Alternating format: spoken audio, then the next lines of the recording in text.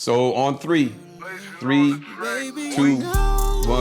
How it goes, it gets lonely in this bed alone. Pull up, pull up, pull up, pull up.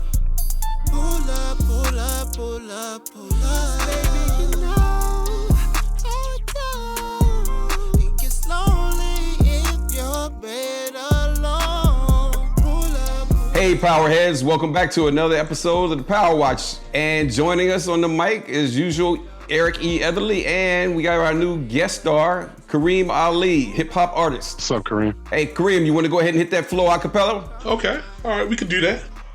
Okay, it's nothing worse than those who mumble their verses. I don't respect them. I need to get this shit off my chest. Odell Beckham. The space between me and with those whom I compete is wider than the gap in Michael Strahan's teeth. I'm giving straight hands cause mayhem if they have beef. For denying I'm the greatest, I'm a goddamn beast. I should drag them by the crack of their ass back through the past. With time to split a split second in half, flapping the flash. Smack the wind out of the air, spark a fire ignited with my saliva. My flow is a faulty wire, I'll fry ya. Darker than the flesh of Michael Blackson. They hit him so hard to the point they bruised light skin. Man, I made a mannequin transform into a man that did it, turned and ran away from the spot that it was standing in. Yeah, they need to know that the boy ain't nothing to play with. My feet connects to faces like eyebrows on Anthony Davis. It's one question you just gotta ask yourself. Why walk in the kitchen, potatoes mashed themselves? Walk in the freezer, the ice ass to melt. Leave me round your girl, she asking me, can I ask it felt? What? Yeah, that's what I'm talking about. That's what we got here at the Power Watch. All right, man, let's go ahead and jump right into this episode, man. Personally, I don't know what you guys think, but this is one of my favorite episodes ever. I agree. It was almost like I got soap opera vibes. There was so many things going on and so many different double crosses happening that it was really entertaining as compared to, all of them were entertaining, but this one it stepped it up to another level in my opinion. Man, I'm gonna go the other direction. This episode was predictable. This episode, I'm not gonna lie to you, was a little bit on the boring side. I wasn't the biggest fan of this episode one bit. So first we got the re-up, but it's a little partial re-up. Your boy is not happy about that, and he was like, hey man, this is homecoming. And what does homecoming mean for Tariq and Braden? More money, more business, because it's parent week. The parents were there. Look, Tariq, honestly, for him to go forward in life, he needs to leave this game behind at some point. He can't leave this game behind messing with Effie, messing with anyone else. Lauren is his only shot.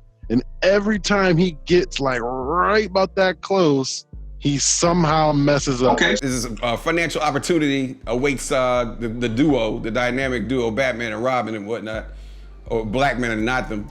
But basically, they went forward. They went forward from there, and then they had the little classroom scene where they're talking about the new book, which is one of my favorites, The Invisible Man. Mine's as well.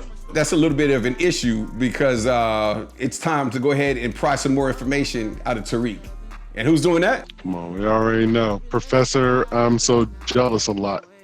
Look, that's his new name. Professor, I'm so jealous a lot because he's so jealous and it's awful. Not to mention, he's the most toxic person in the series currently. Basically, in this particular instance, though, he mentions what's going on and he meets with the family and everybody. People are getting cat-eyed at each other. The parents are mad interested, especially Chandria's mom. And then, of course, you got Lauren's parents who are like super straight-laced. And then you got the guy who's the racist in the crew. And he's like, what does this have to do with literature? Talking about the Invisible Man. Talking about actual literature. Like, what is right? And his daughter's like, shut up! But he gets shut down by Chandria and everybody else in the group. So that was pretty fun. Then moving back, my man, I thought they were going to save him and try to intro him at the end of the season to kind of intro him into force with Tommy. But apparently 2-Bit is he's just chomping at the bit because he's out there causing mayhem.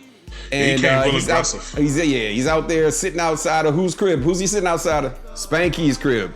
So Spanky's mom is coming out there, and it's that famous comedian. Yeah, she's playing Spanky's mom, and she's got a R.I.P. Spanky shirt on. And 2-Bit probably got mad mixed feelings about that because he probably loves her like a real mom. And at the same time, you know, it's the code of the streets, though. He had to do what he had to do, and what had to get. He knew what Spanky knew what he was getting into when he took that deal, and even before that, you know what the rules are. And so you think he has some regrets from that or not? I mean, as on a human level, maybe, but 2-Bit is such a street dude, so entrenched in that lifestyle and that ideology. I mean, when you get to a point, it's just like Monet told Tyreek at the end of the episode, it is what it is. You know, I can't tell you how to govern the street life. It is what it is. He snitched. He had to go. Got to go. As simple as that. Yep. I didn't know if I was in New York or Baltimore. Couldn't tell. Kareem was giving me straight Baltimore vibes, but I guess they're the same. I am from they're the same in New City. York because he is 100% correct. Everybody does what they do. I think that 2-Bit's character right now is doing what he has to do, and is really making an impact right now on the season. Especially considering that, he's been in jail the whole time, not really making an impact. So it's great to see that comeback. No doubt. One of my favorite characters of all time. So we're jumping around a little bit, and Lauren's like, putting the pressure on Tariq because of how he treated her last time. And we all know the real reason. He had to get rid of that bloody shirt. But now he's covering up pretty good and saying that he would look like a creep if he came on to her when she was had just broken up with Malcolm, and he didn't want to be that guy. So she's kind of letting him back in, but then guess who's coming to dinner? Who's the surprise visitor? Effie, right? Yep. Man. Let me tell you something right now.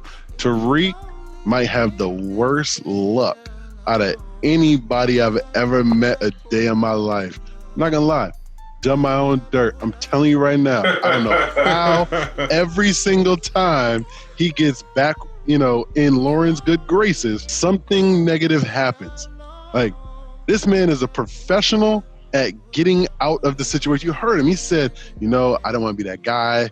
You just broke up with your boyfriend. It's kind of, played it off very smooth, very well. All of a sudden, Effie shows up. Lauren's back out of the picture again. She's mad now. And that was time with the family. That was with the family, That was too. with the family. That's a chance. So he ended up skipping out on the fam too. So that wasn't cool. But it wasn't. I mean, it wasn't his decision. But she was like, "I'm out." Yeah, it was her decision. Then he blows her off. But then we get a little visit from Mr. 2-Bit. Does 2-Bit have nice pleasantries, or what's going on? How did he come to Tariq?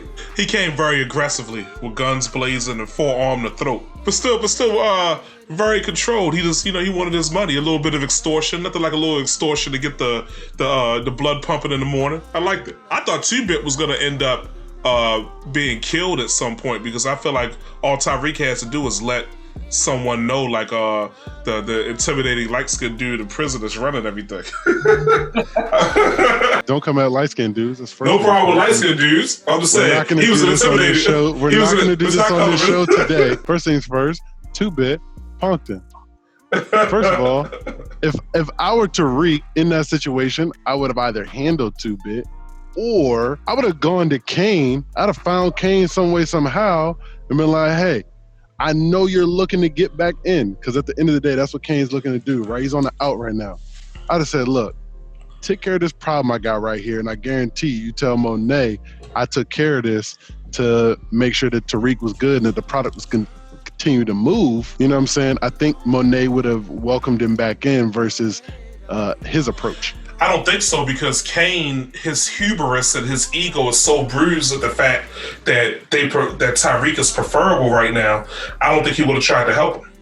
I think young Bobby, every little step he takes just seems to be the wrong one the last 3 episodes. You see what I did there? Yeah, I think that ass whooping he caught in the jail changed his life. It changed him. It changed his life. Every little step he takes just seems to be the wrong one nowadays. The wrong step, misstep. Every misstep he takes. Bobby Brown. Meanwhile, Zeke is in a panic. He's in a panic because the scouts are going to be there. It's going to be the big game.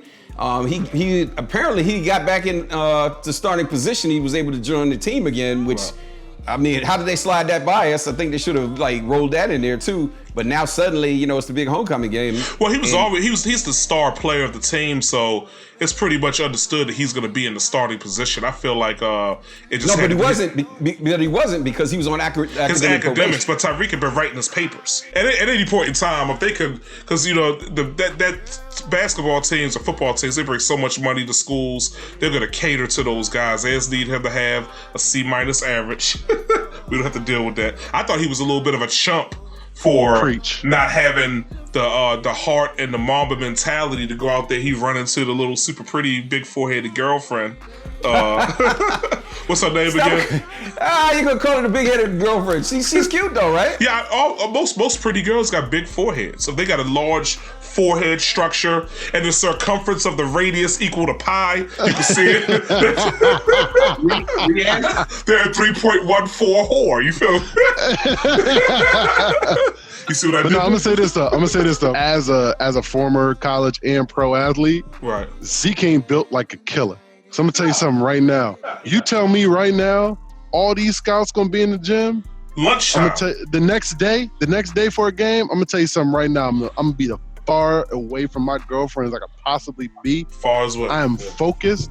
I am ready to go out there, destroy, kill, and get this money. What he should have been doing is getting extra shots up. I'd have been out there. I'd have been taking 600. That's what I'm saying. Thank you. I'd have been getting shots up. You know why? Because you will, and this is a fundamental fact, you will never lose women chasing money. But you'll lose money chasing women. But you will lose money chasing women. Right. All right. So now Tariq is in a pickle. He's got to go ahead and find out some new way to come up with money. So he gets back with Effie again, and next thing you know, they're even killing some romance. And this season, for the very first time, Tariq gets to smash. And I'm gonna hold on to this. I'm gonna hold on to this for a long time. If he doesn't do right by Lauren, he'll never get out the game. Now maybe he doesn't. Maybe he doesn't want to get out the game. He doesn't. But I'm telling you right now, that's his. I don't know if he sees it, but that's his way out. I agree, and I like the metaphor, the symbolism. It's kind of like way back in Power Book 1 of Ghost had dealt with Angela in the beginning. He would have took a different path, but he dealt with Tasha, who wanted him. Tasha always annoyed me because as Ghost trying to be a better person, Tommy and Tasha try to pull him back into the depths of inequity. And I just didn't appreciate that. And the same type of things, who Tyreek is just basically a little Jamie St. Patrick 2.0. Even though he doesn't want to admit it. He doesn't want to admit it, doesn't understand that he is, but the little dude is clever. He has a chance to be powerful, and he wants to be in this situation. This is what I don't understand about this generation. They don't have to be in a situation of selling drugs or doing these things, but he wants to do that. And if he doesn't make the decision by selecting the proper woman, it'll drag him into different directions that he doesn't need to be. If he takes a big foreheaded girl, well, all of them got big foreheads. They all got big foreheads. But the chocolate one, Monet's daughter. What's her name? Monet's daughter? Diana. If he takes her, even though I don't think she really wants to be in that situation either, I think he'll just get dragged into the negative stuff again. It's the family. It's the family. So he has to take, like you said, it can't be Effie. It has to be the light-skinned girl with the circumference and the blonde hair. I can't remember her name right now. Trust me, Lauren. I'm not saying Lauren's my type. I'm just saying I typically go after women who look like Lauren. But what I'm saying is, I feel like he should sample them all, though, because all of them have something to offer. I don't think so, because the other two have exactly what he's currently dealing with. And I don't think that's conducive for the family going forward. His mom's already on trial. There's a lot of scrutiny going on. You gotta somehow get out of it. He can't right now. He has to be in the drug game for his mother, and he wants to be. He doesn't want to be in school. But long term. Long term, yeah. He can't see it. The kid is 19. He just wants to get through the semester right now. Yeah. He's trying to graduate fast to get his will money. He's trying to get his inheritance. They're talking about bars from the GTG crew. So anytime the GTG crew gets involved, you already know it's gonna be F up. Yeah. Now they got him, and they got the little toothbrush shank, so he won't be detected by the metal detectors, and they got a pretty good disguise on him with the whole Stansfield get up. But Tariq pulls him out by his shoes right away. He got some highlighter colored off-whites on. Like, look, it's too much money. It's too much money. It was obvious. I had problems with this scene. I just felt like you're chasing them in a stadium full of people, and then Tariq goes away from where all the people are so that no one can see it, taking a huge chance. I know he probably lured him into a trap, but how do you know that's going to work, and how do you know Two-Bit is going to show up just like that? That was mediocre writing right there. And look at, man, your boy did not look very masculine when he was running away. and when he was getting housed by dude, like, they were both about the same size. Actually, I think Tariq is a little bit bigger. Yeah. And Bars was housing him. Tariq grew up a private school kid. He don't got no hands. He's sharp. Can't take that away from him. Let me say this, though. If he was that mentally intelligent, put me in that same situation. Guess what? I'm staying in that crowd of folk. I'm staying right in the crowd.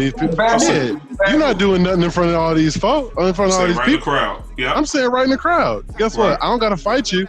All I got to do is stay in front of enough people that I know you're not going to do nothing dumb. Exactly. That's all I got to do. You got your boy coming in 2-Bit, saves the day. And then he's like, nah, he's not finished. And he drowns him out. Yeah, but then crazy. He says, after he kills him, he goes, you wrecked up my rollie. I should shoot you.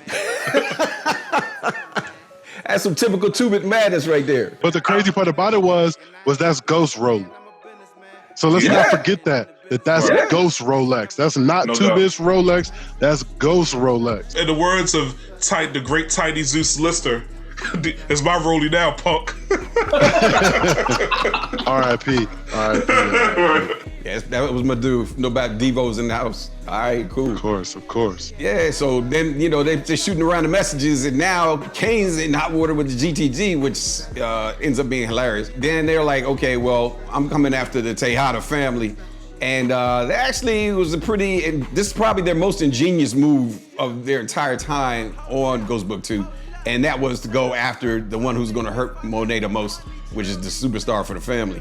And they were about to dump in a couple in his knee real quick. And then your boy Drew, he tries to handle it. He tries to handle it on the business tip, which totally shocks Ev, because Ev is with him. And he was like, what are you talking about with the drug game? And that don't work. But then when he starts calling him out, Drew just took it off to the next level. And he was like Scotty from New Jack City, was just pounding him out with the big bulging eyeball. It was like, God dang. Now, the wild part about that for me was he pounded him out like 10 times on the concrete, and the dude was still conscious. Facts. Here's a prime example of you can use a derogatory slur if you're part of that group, but you can't use that slur if you're not part of the group. Like, I could tell Kareem, like, you my N, right? And that's fine. Me and him, that's cool, right? I can't call someone of a different preference, a derogatory slur and think that it's just gonna be okay. Because that's what happened. He said Monet's something son. You know what I mean? We're not going to talk about it. And then that turned him into a whole new level.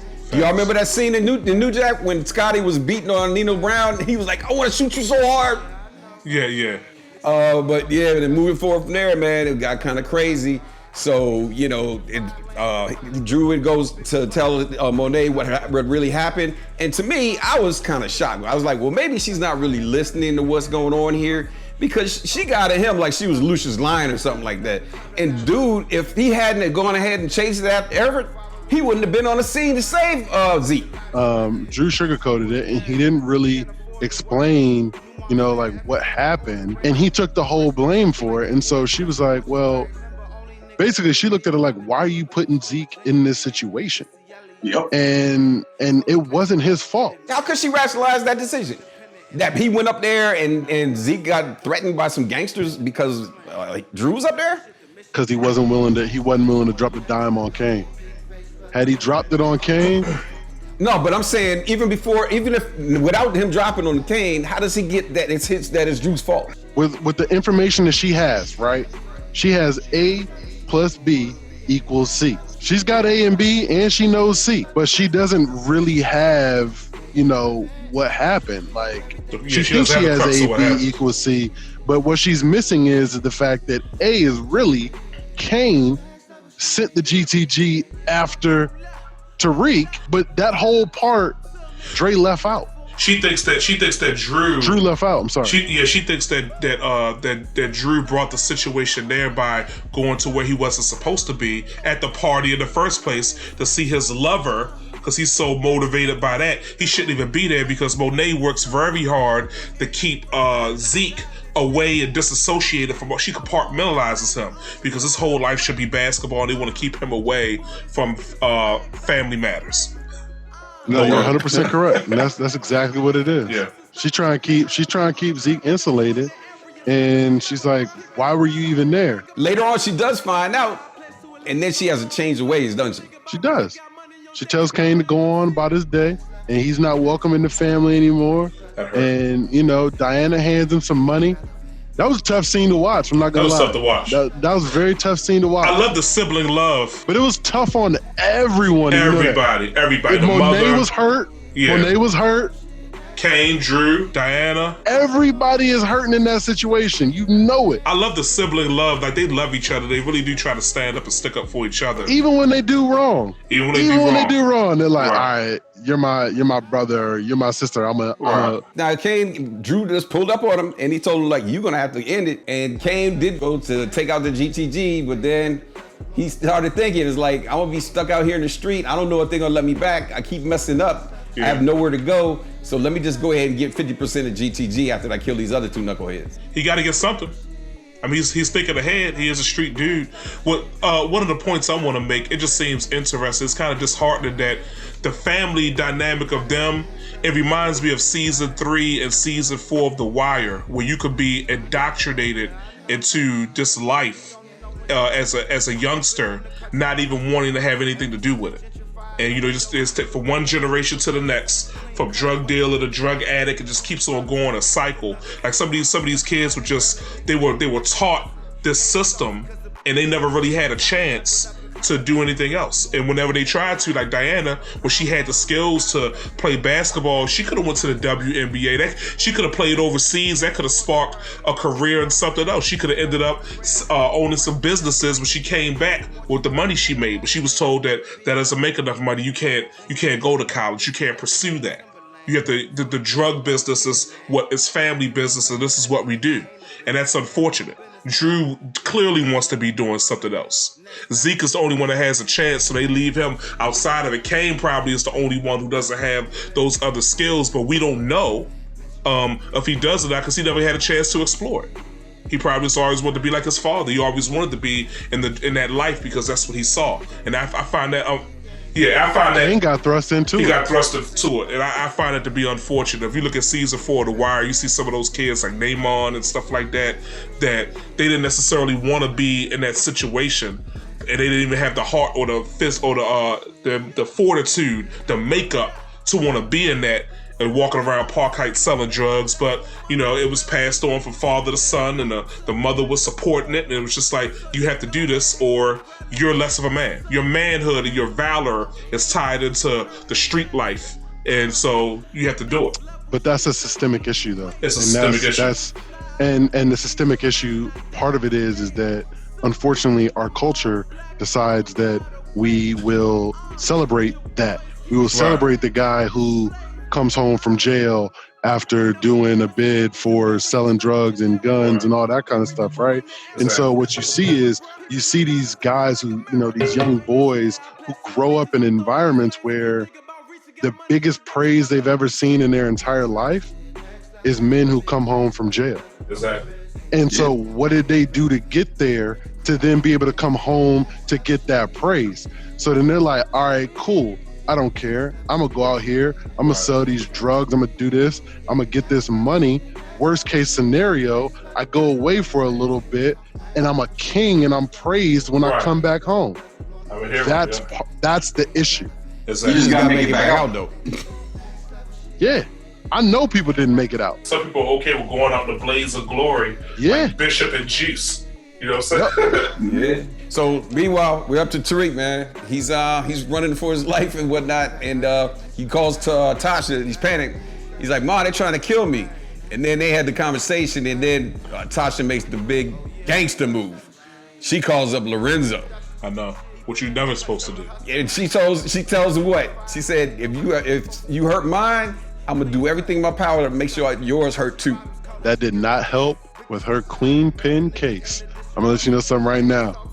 That because obviously Lorenzo he's got so much pull. He can do things and say things without his name getting involved. Right. She's capable of calling him and saying, leave your hands off mine, otherwise I'm gonna come get you. What do you think that's gonna potentially do for her queen pin case down the line? Because Lorenzo's gonna say, okay, cool. Right. I know people as well. No. I really think that he understands, because he knows that Tasha thinks that maybe he had something to do with it, and he understands that as a whole he didn't have something to do with it, but Kane wilded out and did some dumb shit. But it hurts his business, and so they try to find a weak link in the business that's not following instructions and making things. But at the same time, I really thought, just looking at Lorenzo's character, man, I really think he felt what she was saying. Mary J said to Tariq, "Tell your mother not to call my husband again." When Tariq was running, calling his mom, somebody just tried to kill me. All I could think about was Jody and Baby Boy with Ving Rhames grabbing, like, yeah, that's right. Call for your mama, Jody, little Jody. I had to pause the TV. Tariq showed a lot of vulnerability though in that moment when his move was to call his mom. Yeah, mama. He's still a kid. He's still a kid, and that's the thing. We get to see Tariq as this course correct drug dealer, pushing weight. Right. He thinks he's the toughest dude in the world. Has these women coming after him. He got 3 different love interests right now, and then all of a sudden you see he ain't grown up after all. He ain't that grown. What's the therapist's name? Not the teacher, the one with the vest on, the jealous guy. That's Jabari. So none of them really know the history of why Tariq is there. Do they think Jamie St. Patrick was just a senator? They have no idea. They have no clue. He must, because he was going through and doing research to try to figure out what is Tariq doing, and then he started looking into his history and looking into Jamie St. Patrick at that point. And so I figured like he didn't know. They don't realize that he was like one of the most powerful drug dealers in New York City. They don't know that. Well, hey, now your boy's got course correct. He's overheard DC Joe. He's seen the exchange of drugs. It's not looking. It's good, doing great for his novel. But it's like what's going to happen is I think he's going to put too much truth into this novel. Yeah. And then people are going to read it and figure out stuff, and then there's going to be trouble. They had to kill him. But he won't. I don't think he would expose him. It's such a great story, and the reason I know it's such a great story because we're watching it every week. I'll say this too, though. I don't think he's going to expose him. No, because I think that he's going to be so focused on trying to get Tariq and Professor Milgram caught up that he's going to get caught himself doing something nefarious before he can actually expose it. Right. And by exposing it, everybody will say, come on, man, you just look like you're just making things up now, and you're just trying to, When he actually finds out who's actually had his been in the cookie jar of his girl, I think he'll really be upset then. Right. I think he will. 6'6.5", 237 pounds of pure man basketball player. That's something to really get jealous about. Wow.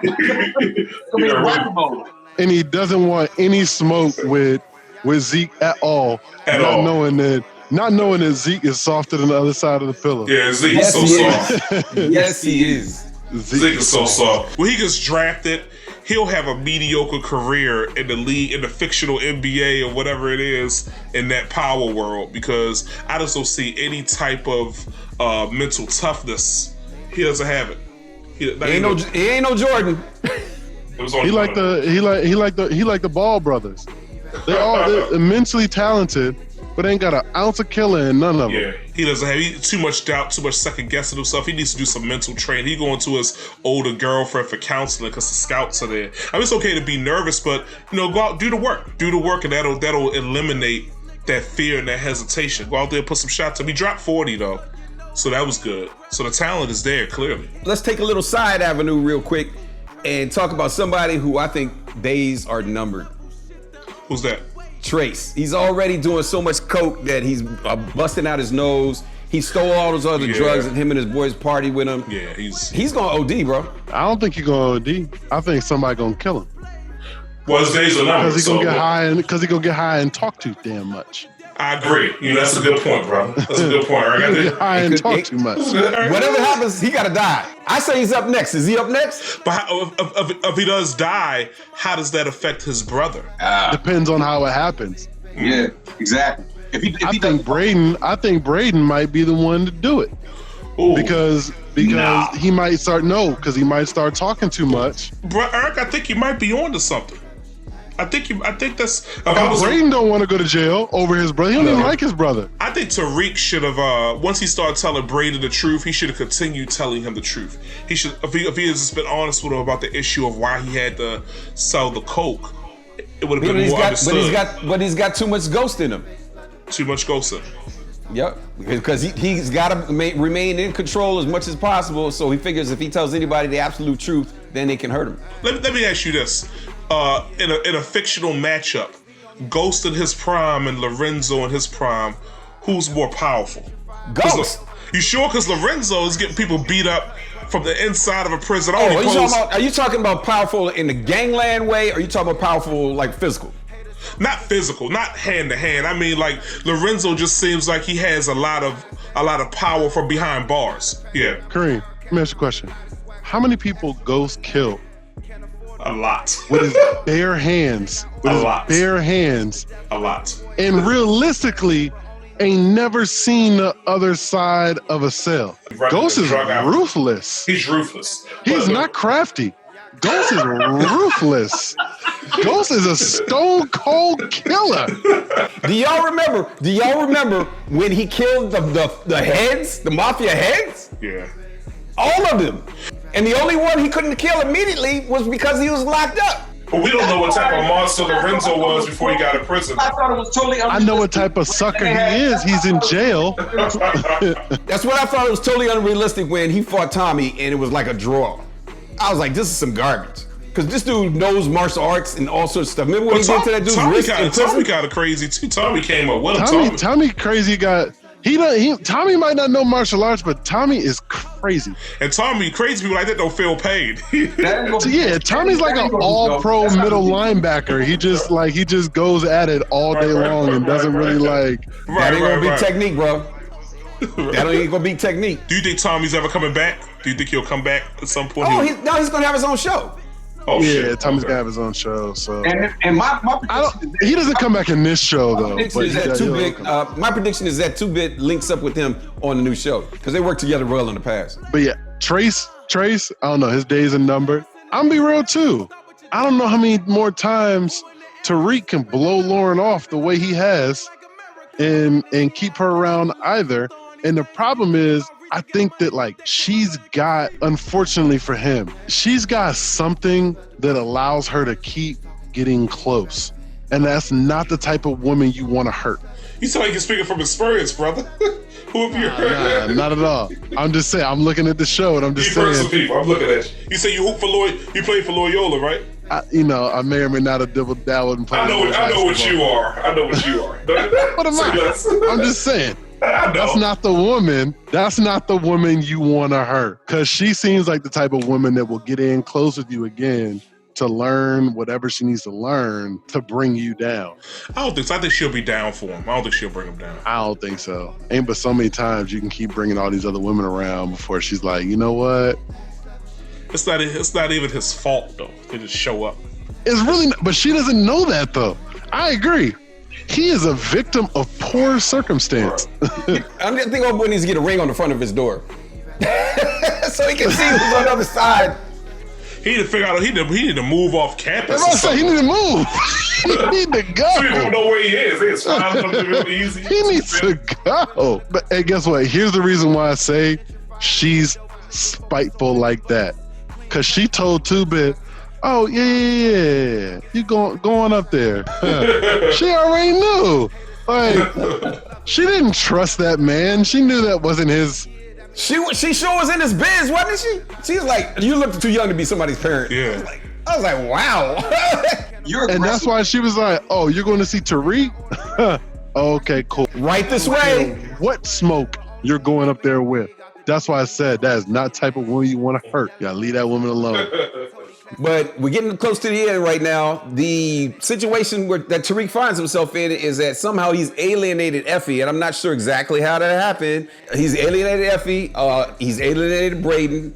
So he doesn't have his right-hand man anymore. So I don't know how he's going to be relating to these other guys that Braden has actually helped recruit. But at the same time, I mean, how did he alienate Effie? I'm still trying to figure that part out. He was supposed to show up later on to spend time with her, and he blew her off, according to her. But he had some things to take care of, obviously. Yeah, but I mean, how does she know he blew her off other than he didn't show up? He didn't just have sex with Effie. He made it like they brought feelings into that situation. To manipulate, he used penis power as a manipulation tool, like his mama said. Yes. He was a she said, figure it out. She said, figure it out. He used his mangina to manipulate her mind and get her on his side to make that 50K real quick. He could have just had sex with her, but he made love to her. Exactly. And so that was a woman scorn. I love that. That was the problem. I use it often. We know that they're going to find a way, but I don't know how he comes back from that. He has no soldiers right now. So that's going to be kind of rough to do with no soldiers and run that business, run that yard. But now, did you guys check the coming attractions? It looks like Kane is going to be taking over the street biz and maybe possibly competing with Monet on that level. And he's got like some white jumpsuit on with a lot of blood on it, so he's chopping up some more people. I mean, the guy looks like a black Dexter in there. He just got people with his table. That's exactly what I was thinking about. God damn. Let me ask you real quick. Let's all be real. And I don't know if Kane's thinking logically, but does Kane really think that he can run this business against his mother, knowing who his father is? He has no choice. I don't see that happening. Me neither. I mean, Kane is a soldier. He doesn't have the intellectual ability to rise above. Yeah. No general. If he had the brains, he wouldn't have put Braden and Trace on a corner slinging dope. He wouldn't have done that. That's dumb. That's hot. He doesn't have what it takes to be Tony Soprano. He's just like a regular not Italian at all. down the bottom. Say hello to my little friend. I will say I'm happy that Trace got a beat down out of it. Nah, I think that beat down that Trace got is going to be what ends up leading to Trace not being 6 feet above ground and for much longer. So, cause I think he's still pissed off about that ass whooping that he caught. Yeah, he may not make it to the end of the season. Yeah. Oh, for sure he's not. He's been through enough. He's been through enough drugs to forget that beating. But I mean, his death will be by murder will be problematic just because of who he is or who he's connected to. Like he comes from a well-off family that's highly connected in the school, so you can't just go around killing rich white kids and stuff like that. That's too much heat. So maybe not. You can if the rich white brother is the one that does it. That's true. Or they make it look like an overdose or something like that. They got to make it look like something else. But if it's straight murder, if he's gunned down, it's not gonna work. Yeah, I mean that can happen. Yeah. That ain't got no level. Everything is that the school will be too hot. They'll shut it down. They'll celebrate his memorial every year for the next 10 years. It'll be national news. Oh, stop! I don't want to. Yeah, it's horrible. They're gonna erect a statue in the middle of the yard. You feel me? It's gonna be horrible. Birds are gonna be taking dumps on it every day. I went to that type of school, so trust me, it's Loyola. It may be in Baltimore, but I know Loyola was sitting like a whole island, like it was in between, like it didn't even exist. You drove through it, and then you was at Morgan. You was in the hood, you was on Cold Spring, and then you trust was at me, Morgan. You coming up Cold Spring, you're like, oh my God, this is nice. Oh hell, I'm in the hood. It's within like a couple blocks. Don't get it twisted. York Avenue was the dividing point between Loyola and the hood. Them kids are wild at Loyola. I picked some of them up in the lift one time. The little white girls and stuff. They are out there, this OC out of control, drinking and stuff. They just get crazy. Man, look, them girls. People used to walk back on York Avenue to Loyola and get robbed all the time. I'm like, fam, it's York Road. They don't understand. They be from what do you all over think the place is too. Going to happen? They be from deep in Pennsylvania and stuff where they only sing. Yeah. Like they just came out of Smallville where they can hide a Kryptonian or something like that. The McDonald's has bulletproof glass in it. Like, what are What do you think? You think you can walk down this street? You think you can walk down this street with your little lily drunk self at 3 o'clock in the morning and not get robbed? Fam, you're an easy target. Well, gentlemen, it's about that time. We're going to go out and actually close the show with a cipher.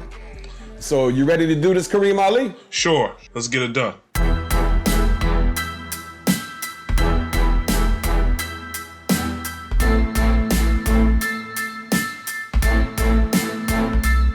So megadons and phenomenons think you coming for these. Grab a Glock, get a grip and step up off the GUTs. Check your temp, I'm COVID sick, it's like I had a disease. Stomping through the Amazon, shaking monkeys for trees. Now you know a nigga's flow, know that I do what I please. The game is a circus, so I drop bombs from your peas. Blowing your mind straight out your nose, so you bet not sneeze. Crack the window, light a candle, and grab the Febreze. I'm taking shots on hip-hop and straight ishing on the seas. So pull up your seat, act like you know, and smell the breeze. That's how we do. Every day and all day, next up on the mic, Ali. Boomer, yeah. Yeah. Kareem Ali live and director, full effect. The Power Watch Party.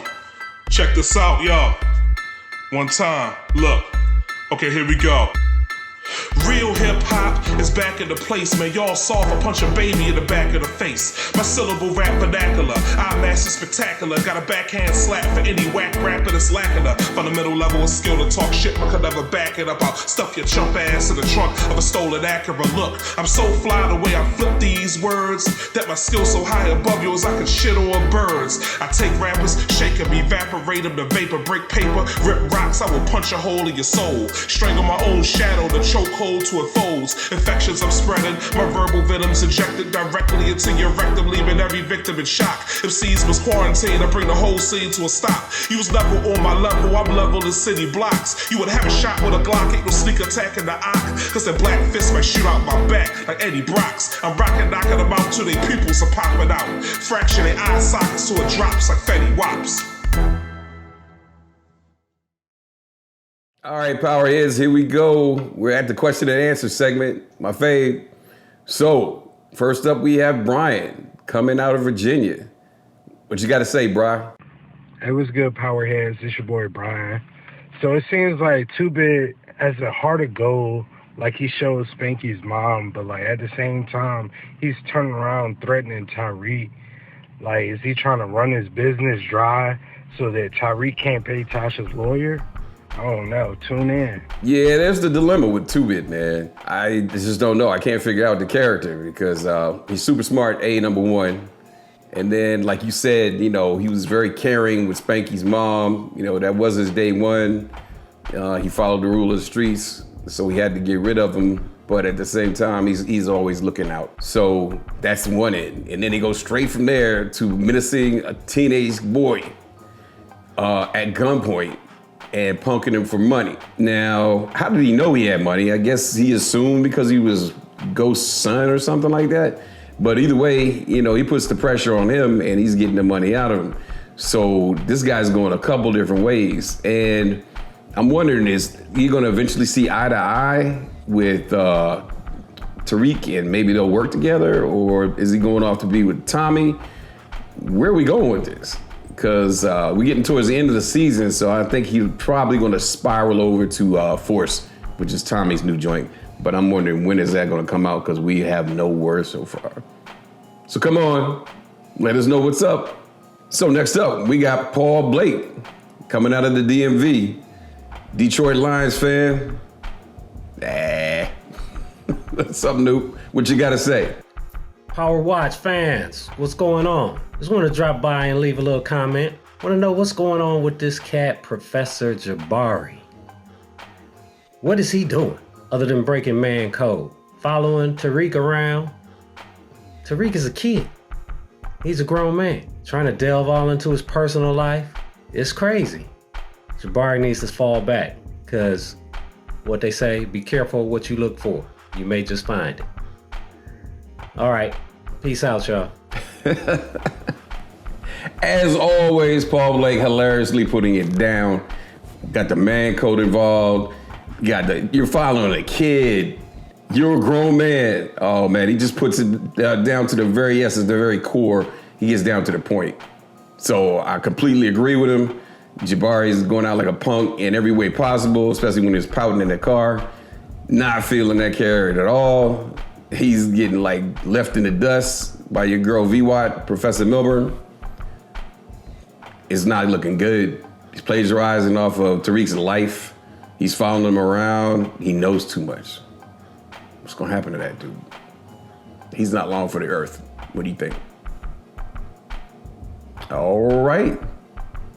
Back to the show.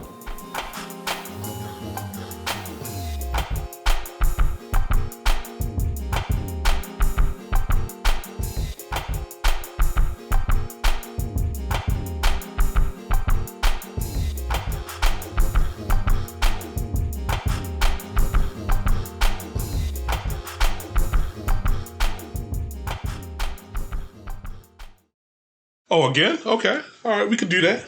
Let's see. How do we? It's always funny when they put you on the spot like this and there's no track. Let's see. Okay. Yeah, on the spot right now. Right. Okay. I'm gonna spit something right now. Some hip hop. I'm gonna spit something right now. Look.